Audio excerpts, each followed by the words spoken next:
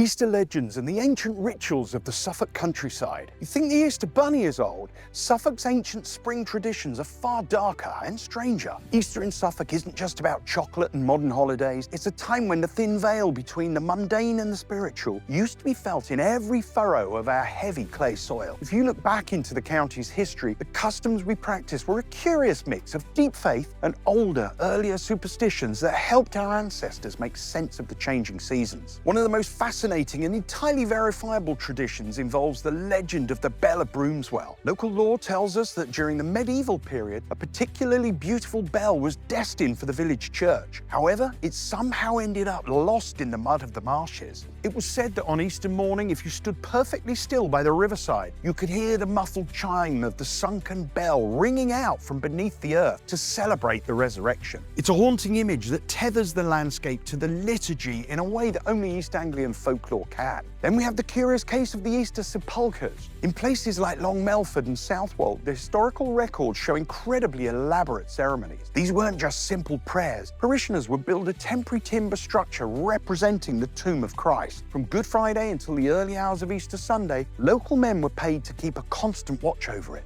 We have the actual church warden's accounts showing payments for the charcoal to keep these guards warm and the ale to keep them awake. Which is strange, because it makes me sleepy. It was a serious, somber duty that turned the local church into a literal stage for the most important story in their world. We also can't forget the strange superstitions regarding water. In several Suffolk villages, it was firmly believed that water drawn from a running stream on Easter morning possessed miraculous healing properties. People would head out before the sun rose to collect it, believing it wouldn't spoil for the rest of the year. This wasn't seen as magic in a dark sense, but as a blessing of the natural world. Then there was also the tradition of the Easter 10-penny nail. In some rural corners of the county, smithies would refuse to forge anything involving 3 nails during the Holy Week, out of respect for the crucifixion. Even the food was regulated by tradition beyond the hot cross bun. In Suffolk, the baking of saffron cakes was a huge event, with the yellow hue representing the returning sun and the light of the season. These stories remind us that our ancestors didn't see the landscape as just dirt and trees, but as something alive with history and spirit. When you walk across the Suffolk footpaths this Easter, remember you're walking over ground that has heard the chime of lost bells and felt the feet of weary night watchmen for centuries.